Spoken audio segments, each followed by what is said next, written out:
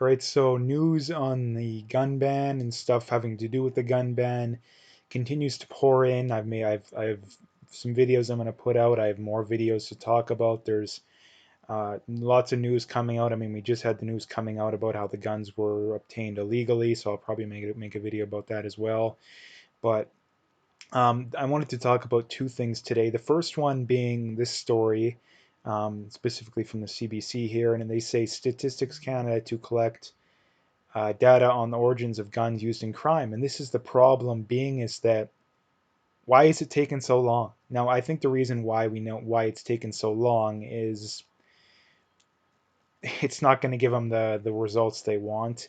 And for the simple reason that we know we've had multiple police chiefs. I made the video about the one saying, yeah, the one from Winnipeg said, yeah, 99%. The ones out of Toronto, I've seen numbers is about around 85%. So we know, let's just say, safe number, 90% of guns used in crimes are already illegal, and that poses a very big problem for the anti-gunners because um, the minute that number is a clear majority, it just flies in the face of any reason behind a gun ban because the only way that a gun ban makes any sense is if the clear majority of guns used in crimes are legally bought, legally owned, they're legal across the board. And the problem is like I say, 90% of the time, give or take, depending on the area, that's not the case. And the problem being is that people say, oh well, if we do ban guns, we will save some lives. Well, again, the numbers don't necessarily point to that. I mean, you look in the states,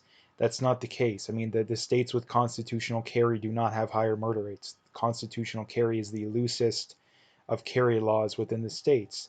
You look at some of the Californias of the world. They have very strict laws when it comes to semi-automatic guns. They have the bullet button, which is even stricter than we don't even have that in Canada. They don't allow pistol grips.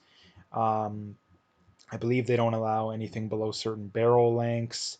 They're heavily restricted when it comes to their gun laws. But is their murder rate very low? Well, no, it isn't. And it's for the simple reason that gun laws have very little to do with the murder rate. The murder rate can pretty much be predicted based on the demographics and the whether or not it's a metro area. For example, if you have a big city that has a high black population, you can tell pretty much for certainty, or to a lesser degree Hispanic, that city is going to have a very high crime rate. And it's the same goes for states too. If you have a state that is overwhelmingly white and rural, take for example Wyoming, Idaho, North Dakota, South Dakota, those kind of places, which are all places that have very high gun ownership. I think Wyoming and I believe Idaho, I think two of the four are constitutional carry states as well. Um, they don't have they all have very high murder rate, or sorry, very low murder rates. I think almost all of them even lower than Canada's. So the thing being is that the gun control has very little to do with gun crime. The studies show that the implementation of concealed carry permits, or the allowing people to do it, does reduce crime, but it's only to a very small degree. So in other words, whether or not you have very strict gun control or hardly any gun control, we're talking probably even low single digit percentage differences in crime. And people make the point, oh, if it only saved one life, again, you don't believe that. Nobody believes that because far more people die in car accidents. I mean, far infinitely time. I think in the states about 100,000 people a year die of medical malpractice. In other words, doctors and nurses just screwing up. Um, Cancer, we're talking 500,000 people a year. Again, if you could reduce cancer deaths by 1%, that would be as about as effective as if you reduced gun murders by like half or even more.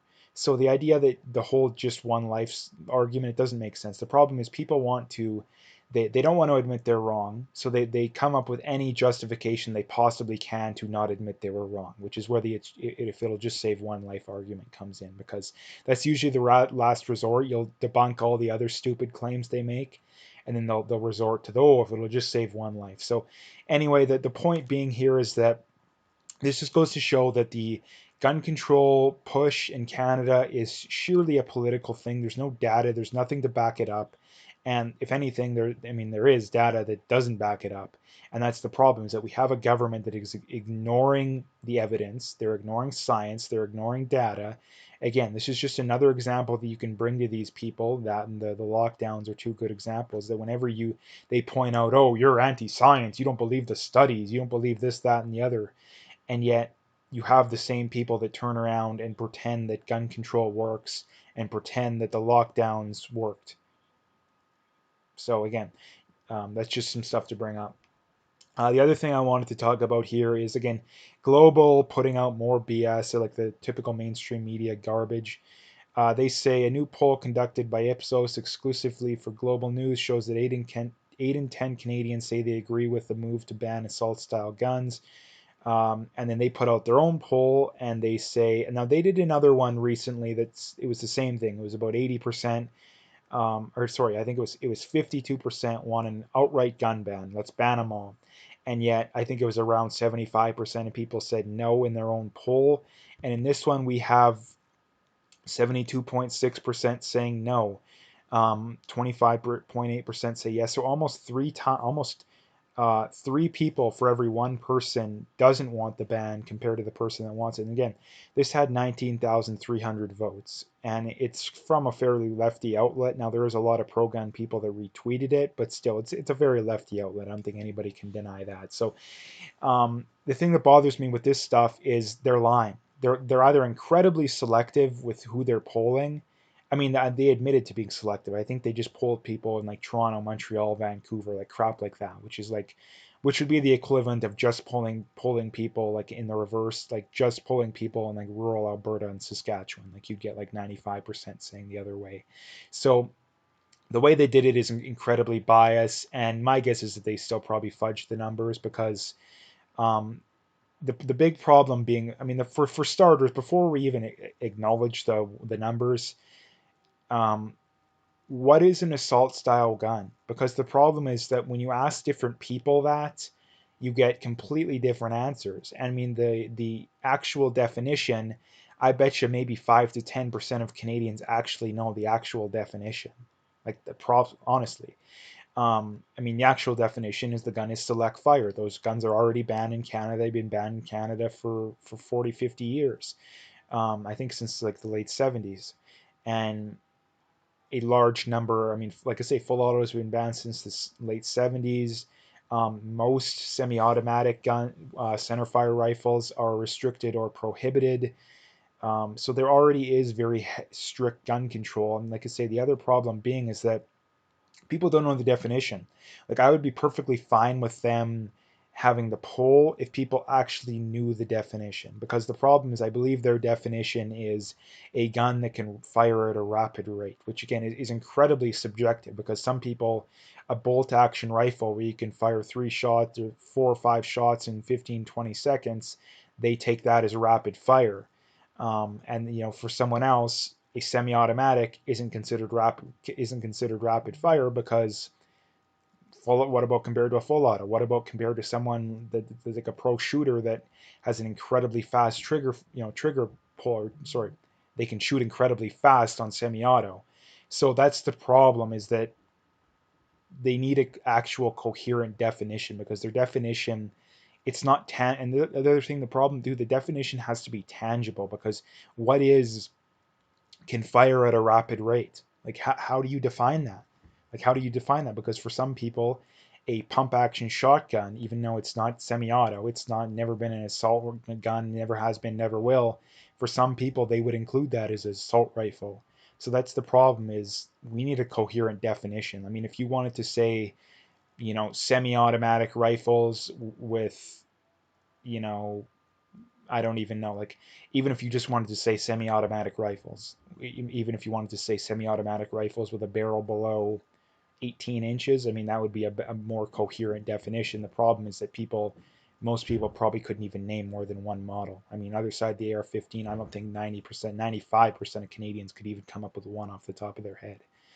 Um, And that's the other problem too, is I don't think probably 90% of Canadians can even tell you what the current gun laws are.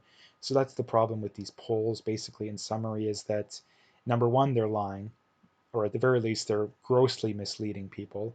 And the other point being is that the polls are meaningless, even if they're not misleading people. 90% of Canadians have no idea what the current gun laws are. And if you have no idea what the current laws are, I don't care about your opinion, because you have a lot of people that think that you can still get full autos. I mean, they had like grenade launchers and rocket launchers and like anti-tank guns on the ban list, even though those have all been banned for a while. So that's the problem, is you have people that think that stuff like that's still legal, and when they hear assault rifle, that's what they think of. And the problem is that they're already illegal. So that's the other problem. So again, there's many problems. I could come up with a list of probably 100 things that are the problem, but those are just the main things that came off the top of my head. So anyway, just wanted to make a video about that. If you liked it, make sure to hit that like and subscribe. Check out my PayPal and email if you haven't already. And last couple things, as always, check me out on Twitter and check me out on BitChute. All the links are in the description, so you can find them all there.